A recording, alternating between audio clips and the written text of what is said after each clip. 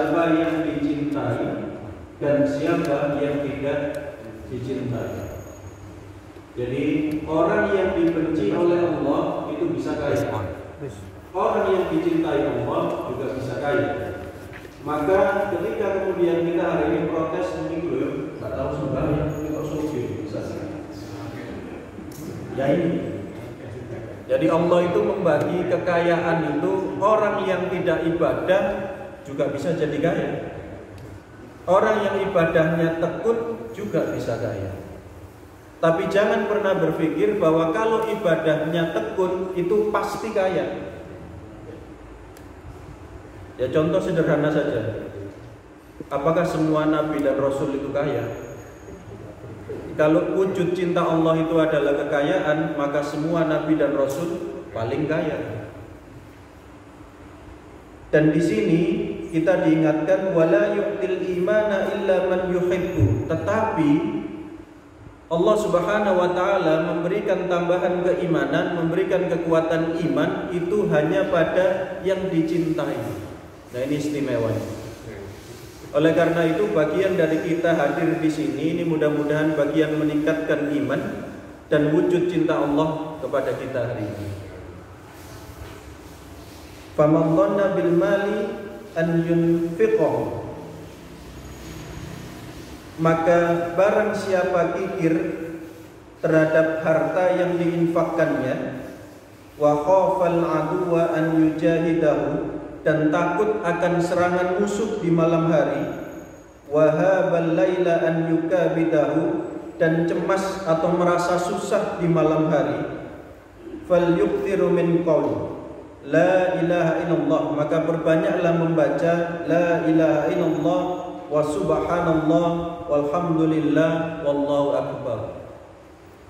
Bapak dan Ibu, sebagaimana Sayyidina Ali bin Abi Thalib, beliau menyampaikan perbandingan antara ilmu dengan harta. Adapun orang yang banyak ilmu, maka ilmu itu akan menjaganya. Adapun orang yang banyak harta, maka orang itu harus menjaga hartanya. Kebalik. Adapun ilmu ketika dibagikan, ilmu itu akan bertambah. Sementara harta ketika dibagikan akan berkurang. Adapun ilmu mendekati masa tua akan sangat bermanfaat. Adapun harta mendekati kita masa tua, manfaatnya akan berkurang. Contoh saja, dulu ketika masih muda, sehat, aku nek soge duit-duit PT Sito Tantekno Ijen. Kenapa? Berharap dia dengan kekayaannya mampu membeli yang dia miliki. Tapi ketika dia memiliki harta, semakin tambah usia, makan garam saja dilarang. Apalagi makan yang enak-enak. Lihat sate kambing, kolesterol. Lihat emping, kacang, asam urat, sudah begitu. Jadi, tetapi dengan ilmu berbeda. Justru semakin orang berilmu, semakin dia tua, wibawanya semakin ada. Dan sekali lagi, yang bisa menyelamatkan kita bukanlah harta kita, tetapi yang bisa menyelamatkan kita adalah ilmu kita. Karena orang yang berharta tanpa ilmu akan berbeda dengan orang yang berharta dan memiliki ilmu. Pemanfaatannya akan berbeda. Dan sekali lagi, di sini Allah Subhanahu wa taala menjadikan orang yang banyak harta itu sampai ketakutannya disebutkan.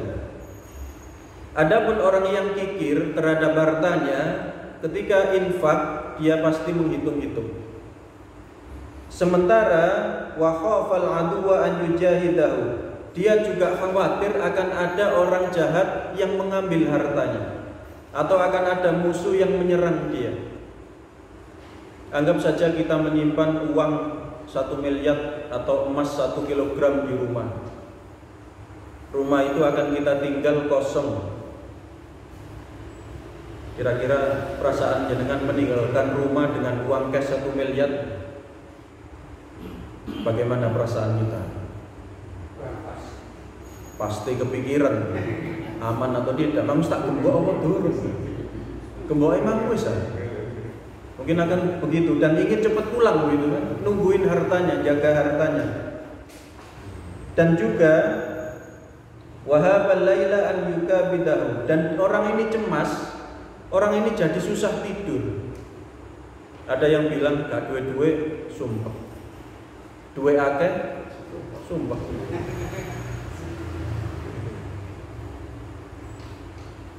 Kemudian dari hadis ini kita diingatkan ketika hari ini Allah menjadikan kita berharta, Allah menjadikan kita kaya, kecemasan-kecemasan itu, maka kita harus banyak berzikir kepada Allah. Di sini disampaikan banyaklah mengucapkan la ilaha illallah wa subhanallah walhamdulillah wallahu akbar. Ini adalah isi dari hadis ke-275. Kemudian kami mencoba untuk menyusunkan terkait dengan mari kita merenung sejenak berkah dalam pekerjaan dan profesi kita. Kata barokah ini sekarang tidak menjadi kunci mencari rizki, karena kebanyakan di antara kita, umumnya manusia, yang menjadi kunci itu bukan banyaknya barokahnya, tapi banyaknya hasil. Kuncinya sekarang sing penting untung. Jadi bukan keberkahan, tapi berpikir yang namanya semuanya itu akan kalah ketika sudah ketemu dengan keuntungan. Dan hari ini kita menemukan banyak usaha, model-model baru, banyak bisnis model baru yang bisa jadi kita belum tahu apakah ini halal atau haram, apakah ini mubah, apakah boleh takarannya, tapi untung noy. Berarti gak apa-apa. Dulu sempat ada guyonan yang tidak enak juga. Ada bapak-bapak yang anaknya judi, marah bapak, tapi menang pak, wis gak apa-apa wis. Itu kan tidak benar juga guyonan begini. Walaupun menang ya tetap tidak boleh. Dagang juga sama. Nah di sini saya menuliskan diantaranya nasihat guru-guru kami ketika masih ngaji, masih di pesantren. Setiap orang yang berusaha tentu ingin profesi usahanya subur, berkembang dan membawa kebaikan bagi keluarganya dan orang lain. Ada profesi dan usaha yang maju, tetapi membawa bencana bagi lingkungannya, sehingga timbul huru-hara akibat adanya profesi dan usaha itu.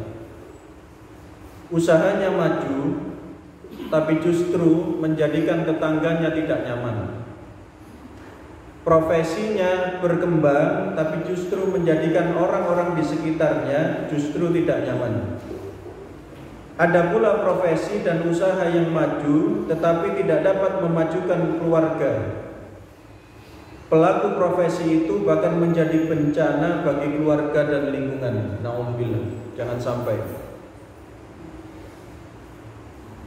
Harapan kita dari profesi atau dari pekerjaan kita, dari usaha kita seringkali ketika ditanya, bapak-bapak bekerja untuk siapa? Biasanya jawabannya adalah untuk menghidupi keluarga, gitu kan? Umumnya begitu jawabannya, untuk menghidupi keluarga. Argumentasinya selalu untuk menghidupi keluarga. Tapi yang menjadi pertanyaan, yang kita bawa untuk keluarga kita, ini statusnya apa? Kalau takarannya hanya banyak, bisa saja melakukan segala sesuatu, boleh. Takarannya hanya satu, pokoknya mulai nggawa duit akeh. Tekon di karo, tidak mau tahu saya. Yang penting pulang bawa uang banyak. Kalau takarannya itu tentunya berbahaya. Bagaimana agar berkah meliputi profesi dan usaha itu? Jawabnya ada pada hadis riwayat Imam Al-Bukhari. Haddatsana Sulaiman bin Harbin, haddatsana Syu'bah an Qatadah an Shalih abil Khalil an Abdullah bin Harith rafa'ahu ila al-Hakim, dinisbatkan kepada Hakim bin Hizam radhiyallahu anhu qala Rasulullah sallallahu alaihi wasallam bayyi'ani bil khiyari. Dua orang yang berdagang atau berjual beli boleh melakukan khiyar. Di sini di dalam kurung penjelasan, khiyar adalah pilihan untuk melangsungkan atau membatalkan jual beli. Jadi orang yang berdagang itu boleh perdagangannya ini dilanjutkan jual belinya atau dibatalkan. Itu khiyar. Malam yatafarraqa au qala hatta yatafarraqa. Selama belum berpisah atau hingga keduanya berpisah.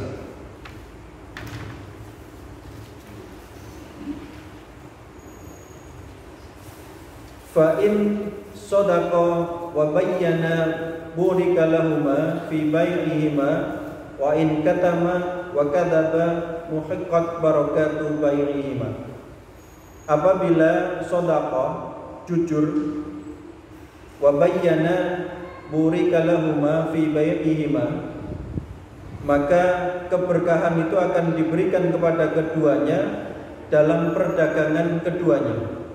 Artinya apabila jujur dan dinampakkan kondisinya perdagangannya itu, maka Allah Subhanahu wa taala akan memberkahinya. Wa in katama wa kadzaba, namun apabila dia sembunyikan, dia tutup-tutupi keburukannya, dia dan berbohong, muhiqqat barakatu bainihima, maka dihilangkan, dimusnahkan keberkahan di antara keduanya. Jadi berdagang di sini supaya barokah, kita mendapatkan berkah dari Allah, maka perdagangan itu tidak boleh ada kecurangan. Baru kemudian kita mendapatkan berkah dari Allah. Tapi ketika kita berdagang ada kecurangan, maka keberkahan itu akan diambil oleh Allah, dihilangkan oleh Allah. Ini yang mengkhawatirkan. Nah, penjelasan hadis ini diantaranya, profesi dan usaha akan diliputi barokah apabila dilakukan dengan jujur dan terbuka, tidak menyembunyikan kekurangan barang yang akan diperjualbelikan, tidak membohongi pembeli, tidak memanipulasi data barang dan sebagainya. Kalau profesi dan usaha itu berbentuk perdagangan. Jadi ketika berdagang, sekali lagi kejujuran dan menampakkan kondisi yang menyertai barang tersebut kaitannya dengan penggunaan barang. Misal kalau kita jualan motor, yang pertama kali dilihat dan menjadi fungsi yang perlu disampaikan biasanya apa? Motor atau mobil yang pertama kita lihat kalau membeli mesinnya. Terkait dengan fungsi itu memang harus disampaikan. Jika mesinnya ditanya ada persoalan apa, ternyata mesin itu bermasalah, kita mengatakan mboten saha ini, mboten nate enten masalah, itu tidak benar, karena terkait dengan fungsi. Tapi tidak harus dijelaskan semuanya. Niki peleke ngeten, niki knalpot ngeten, tidak harus juga. Tapi terkait dengan fungsi utama yang apabila itu mengganggu, maka itu harus disampaikan sejujurnya. Ini perdagangan. Dan ketika kita menyampaikan hal itu dengan jujur, maka Allah Subhanahu wa taala akan memberikan keberkahan. Walaupun kita berpikir, wah, nek ngono aku gak untung akeh. Gak payu lah. Kita menjual ayam, Bapak Ibu, kita tidak perlu menjelaskan ayam itu kotorannya tidak enak. Ada sisi di mana yang berfungsi utama terkait dengan penggunaan itu memang harus disampaikan. Kalau kendaraan, mesin. Tapi kalau kita hanya berpikir keuntungan yang besar, sekali lagi keberkahan itu akan diambil. Dan ini yang jarang sekali. Saya membaca sebuah kisah nyata. Ada seorang bapak yang beliau ini orang yang ternama di sebuah universitas. Istri beliau adalah seorang guru yang juga guru yang baik di sebuah sekolah. Suaminya di universitas, istrinya di sekolah. Dua-duanya orang tua ini terkenal baik. Suatu hari ada peristiwa, bapak yang di universitas ini memiliki usaha kos-kosan. Kos-kosan ini dijaga membayar seseorang. Suatu hari anak laki-laki dari bapak dan ibu ini melihat kondisi kos pas kosong, yang jaga tidak ada, kos orang tuanya, kos-kosan orang tuanya tidak ada, pas penjaganya tidak ada. Anaknya ini masuk ke kos-kosan dengan pacarnya. Maka terjadilah sesuatu yang pada akhirnya perempuan ini hamil. Dan tentulah marah orang tua ini melihat anaknya melakukan hal demikian. Karena takut dan khawatir, malu mengetahui anaknya melakukan hal demikian, maka anaknya disembunyikan di kota lain. Khawatir, disembunyikan di kota lain. Dan di sini beliau menyampaikan, mungkin saya marah kepada anak saya karena kelakuannya, tapi di sisi lain saya introspeksi diri. Jangan-jangan anak saya melakukan demikian karena ada rezeki yang tidak halal yang saya konsumsi. Ini introspeksi. Bisa jadi bapak dan ibu yang melakukan kejahatan, kita sebagai orang tua, Allah membalasnya bukan langsung ke kita, tapi dari anak-anak kita. Ini kehati-hatian kita terkait dengan pentingnya rezeki yang halal. Kita memakan makanan yang haram saja, banyak hal kita tahu. Bagaimana doa kita, bagaimana sholat kita.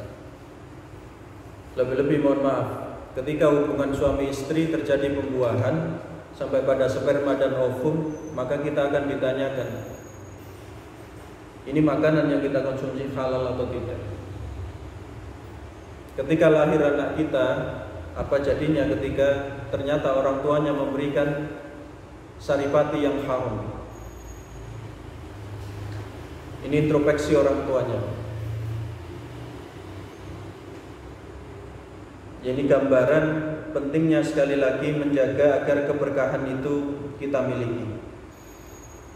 Sementara ketika profesi yang mengandalkan prestasi seperti keahlian, keterampilan dan lainnya, tentu maksud hadis di depan tidak memalsukan bukti prestasinya. Seperti kepemilikan sertifikat, ijazah dan bukti prestasi yang lain. Tidak memanipulasi data dalam kurikulum vitae, riwayat pekerjaan dan lain sebagainya. Hari ini kita banyak menemukan berita-berita, wallahu a'lam benar atau tidaknya kita belum tahu, tapi kita temukan di Indonesia beberapa kasus katanya pejabat yang sudah tinggi ijazahnya palsu. Pejabat yang tinggi itu ternyata ijazahnya aspal, macam-macam. Sehingga kita mendapati bahwa hal seperti ini saja banyak orang yang berani untuk memalsukan data. Suatu jabatan yang diperoleh dengan tipuan, rishwah. Malaysia itu menggunakan istilah rasuah. Tidak umum di kita, tapi kadang dipakai di Indonesia, rasuah. Itu dari bahasa Arab, rishwah atau roswah. Manipulasi di samping tidak mengandung barokah, hasilnya juga diragukan kehalalannya.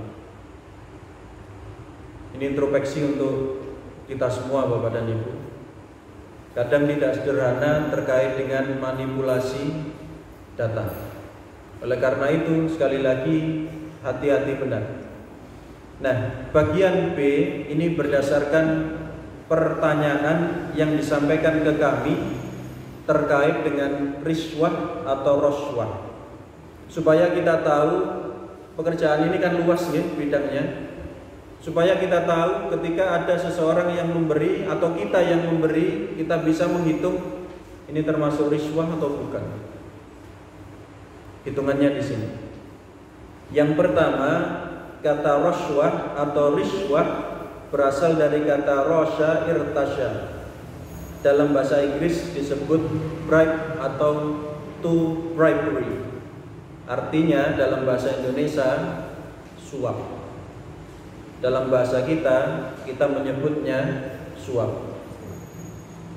Mengenai terlarangnya roswah atau riswah tadi, dalilnya tegas sebab Rasulullah SAW sangat mengecam pihak yang menyuap dan yang menerima suap. Rashi wal murtashi, di mana di dalam beberapa hadis, yang ini yang saya kutip adalah dari Abu Dawud, kitab peradilan, bab larangnya untuk melakukan riswah atau sogokan. Haddatsana Ahmad bin Yunus, haddatsana Ibnu Abi Dhi'bin, an Harith bin Abdurrahman, an Abi Salamah an Abdullah bin Amr qala la'ana Rasulullah sallallahu alaihi wasallam ar-rashi wa la murtashi. Rasulullah sallallahu alaihi wasallam melaknat orang yang menyogok dan orang yang menerima sogokan. Laknat ini artinya menjauhkan seseorang dari rahmat Allah. Jadi laknat terhadap orang yang nyogok dan yang menerima sogokan. Masalahnya sekarang adalah apakah yang disebut dengan roswah atau riswah. Dan di sini nanti kita akan dari dua hal yang menjadi kunci kita untuk mengetahui apakah ini riswah atau bukan, dengan bisa mengembangkan di bidang pekerjaannya masing-masing. Yang pertama, di dalam kitab Mu'jam Al-Ta'rifat halaman 96, ada kitab yang lama halaman 111 insyaallah. 96, Imam Al-Jurjani mendefinisikan roswah sebagai suatu pemberian yang membatalkan yang benar dan membenarkan yang batal. Jadi yang salah jadi benar, yang benar jadi salah. Dibolak-balik, dan itu banyak terjadi. Ar-rashwa ma yu'tal ibtalil haqqin aw ilqa'il batil. Jadi rashwa atau riswa itu membatalkan yang benar atau membenarkan yang batal. Kemudian di dalam Al-Qur'an bisa dilihat, mungkin ada terjemah yang selisih. Di dalam Al-Qur'an surat Al-Baqarah ayat ke-188 ada gambaran sebagai berikut. Bagi yang sudah menemukan, saya minta dibaca terjemahnya, kemudian bisa dibandingkan dengan terjemah yang saya cetak di makalah sederhana ini.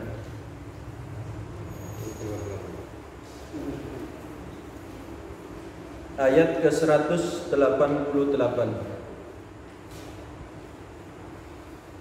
Wala taqulu amwalakum bainakum bil batili wa tutlu biha ilal hukami litakulu fariqam min amwalin nasi bil ithmi wa antum ta'lamun. Dan janganlah sebagian kamu memakan harta sebagian yang lain di antara kamu dengan jalan yang batil, dan janganlah kamu membawa urusan harta itu kepada hakim supaya kamu dapat memakan sebagian daripada harta benda yang lain dengan jalan berbuat dosa, padahal kamu mengetahui. Baik, ada selisih dengan terjemahnya. Yang pertama, kita diingatkan poin yang awal, wala ta'kulu amwalakum bainakum bil batil, dan janganlah kalian memakan harta-harta kalian di antara kalian bil batil, dengan cara yang batil atau tidak benar. Wa tutlu biha, dan jangan kalian memberi suap atau sogokan dengan harta itu ilal hukami, kepada para hakim. Poin yang pertama, Bapak dan Ibu, adapun memberi, membawa, menyerahkan harta kepada, di sini sebutannya hakim atau penguasa, disebut dengan kalimat aktif, yakni atas inisiatif yang menyerahkan dan akibatnya merugikan orang lain. Bil ithmi wa antum ta'lamun. Jadi poin yang pertama di dalam ayat ini kita diingatkan bahwa penyerahan harta, uang atau barang itu atas kemauan sendiri, tidak terpaksa. Ini poin yang pertama. Tidak terpaksa. Jadi dia memang dengan sukarela menyerahkan uang atau menyerahkan barang itu. Yang kedua, akibat dari penyerahan itu merugikan orang lain. Jadi roswa itu atau riswa itu ada dua poin yang harus terpenuhi. Yang pertama, sekali lagi, menyerahkan harta atau uang itu, benda itu atas kemauan sendiri, tidak ada terpaksa. Yang kedua, akibat dari penyerahan harta atau uang itu merugikan orang lain. Kuncinya di sini, filternya di sini untuk mengatakan sesuatu itu riswah atau roswa. Dan di poin yang kelima, jadi roswa itu mempunyai dua unsur tersebut. Apabila dua unsur itu tidak terpenuhi, maka tidak dapat disebut roswa. Jadi tidak dapat disebut sogokan, tidak dapat disebut suap jika dua unsur itu tidak terpenuhi. Misal, kalau tidak memberi maka haknya terbengkalai. Ini tidak memenuhi unsur pertama. Artinya yang memberi itu dipaksa. Ini namanya pemerasan, bukan suap. Contoh, ada pegawai yang memang sudah haknya naik pangkat. Sudah haknya naik pangkat. Tapi kalau dia tidak membayar, maka SK pangkatnya tidak bisa turun. Padahal itu haknya. Maka dengan terpaksa dia harus membayar supaya SK-nya turun. Itu bukan suap. Itu pemerasan. Ya, selisihnya tipis. Tapi kalau ini penyuapan. Ada jabatan seseorang yang memang orang ini sudah dilantik menjadi pejabat.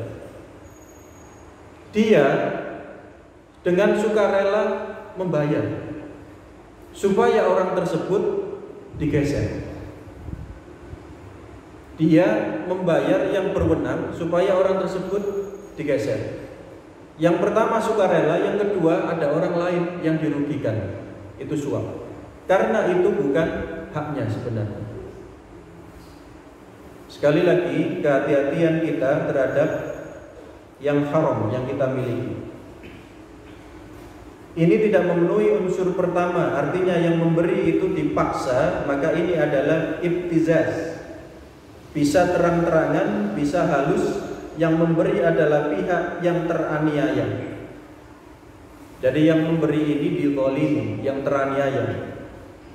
Kalau pemberian itu atas inisiatif yang memberi, tetapi tidak memenuhi unsur kedua, artinya tidak merugikan orang lain, dia memberinya sukarela, tapi tidak ada orang lain yang dirugikan.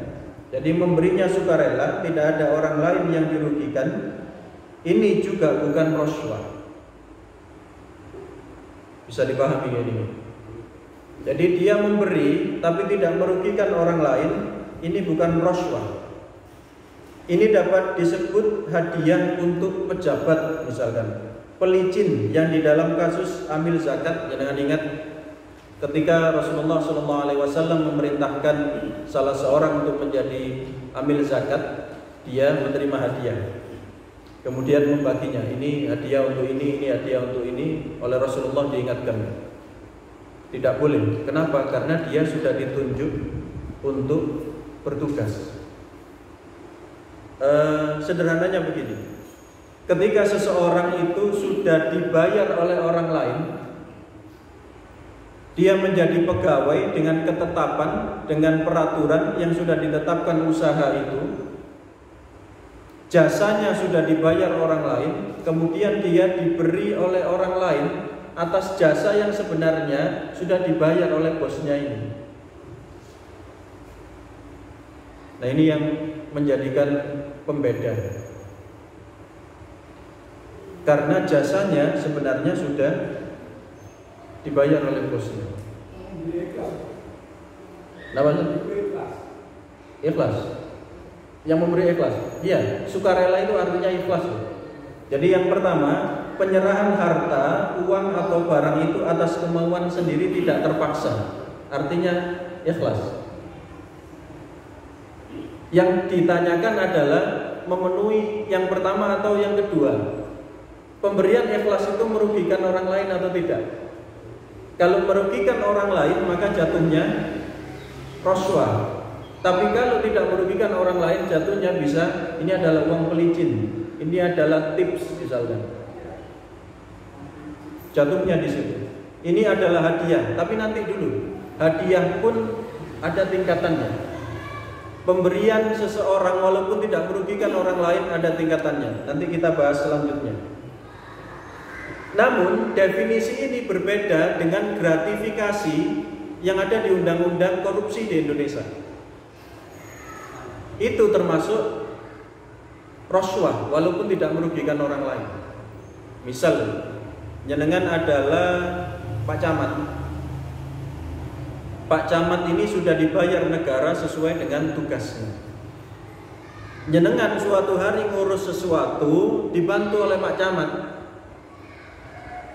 Karena jenengan merasa berterima kasih dengan bantuan Pak Camat, jenengan memberi hadiah ke Pak Camat. Roswah atau bukan? Roswah dulu ini. Roswah atau bukan? Yang pertama yang kita tanyakan adalah, apakah ini memenuhi unsur yang pertama, sukarela? Sukarela. Apakah merugikan orang lain? Tidak. Roswah atau bukan? Bukan. Tapi ini dalam undang-undang korupsi masuk. Nah, itu selisihnya di situ. Ini bagian dari gratifikasi. Masuk undang-undang korupsi, kena. Tapi hadiah ini juga harus hati-hati. Karena ada hadiah yang haram, ada hadiah yang mubah atau boleh, ada hadiah yang melanggar adab atau jadi subhat. Contoh ini. Ada nih. Baik, contoh sederhana, saya pribadi. Saya guru. Saya mengajar. Saya sudah digaji oleh yayasan bahwa ketika saya menjadi guru saya sudah mendapat gaji. Jenengan merasa anak jenengan yang dulu bawa weling, kemudian dibina, dijadikan Allah, anak ini jadi anak yang berbakti kepada orang tuanya. Jenengan merasa berterima kasih. Jenengan datang ke saya memberikan hadiah. Kira-kira bagaimana? Saya terima atau saya tolak?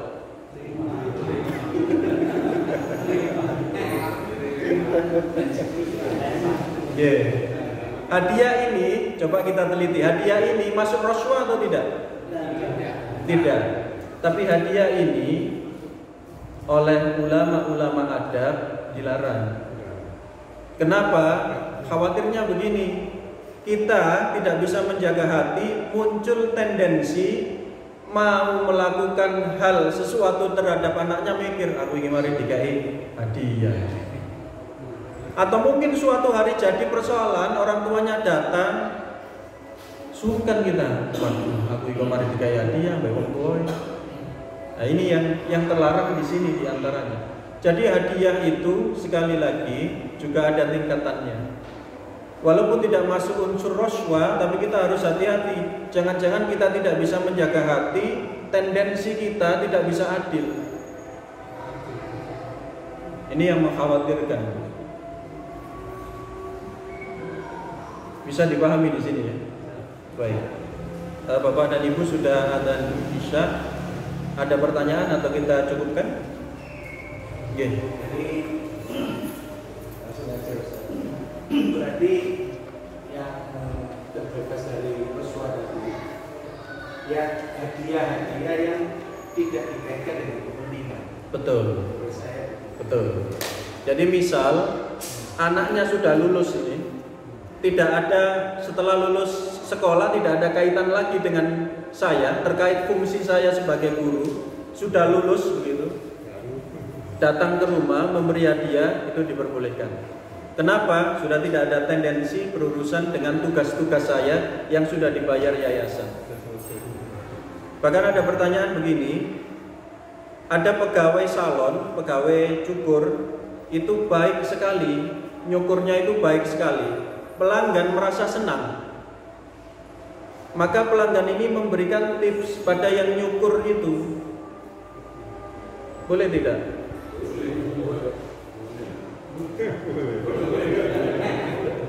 Masuk unsur rasuah tidak?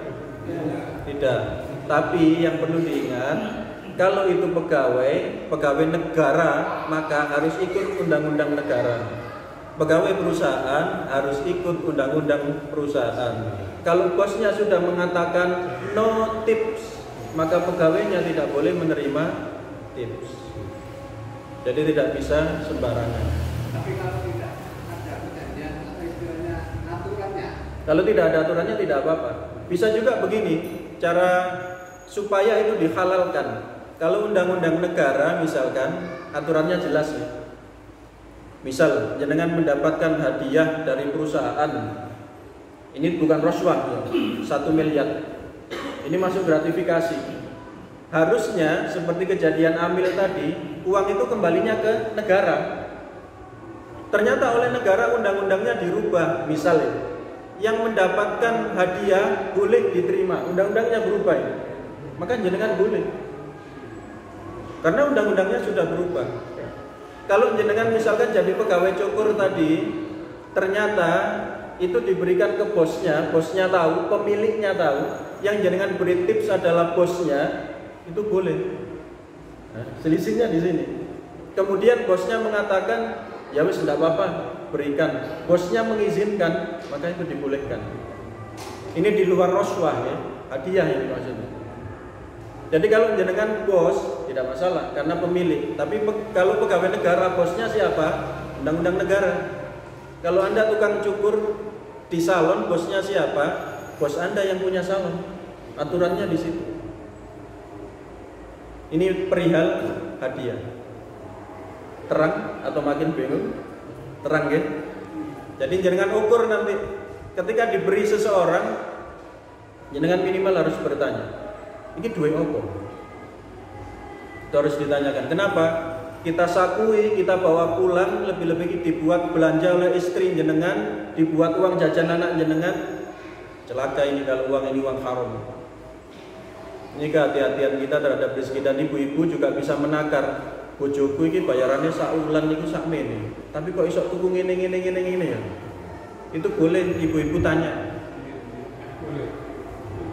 Tapi jangan kemudian karena merasa gak apa-apa pokoknya mulai bawa duit, itu juga tidak benar juga. Insyaallah ini sedikit renungan kita terkait profesi dan rizki. Mudah-mudahan Allah Subhanahu wa taala menjadikan diri kita dan keluarga kita dijauhkan dari siksa api neraka. Kita tutup dengan doa kafaratul majlis. Subhanakallahumma wa bihamdika asyhadu an la ilaha illa anta astaghfiruka wa atubu ilaik. Assalamualaikum warahmatullahi wabarakatuh.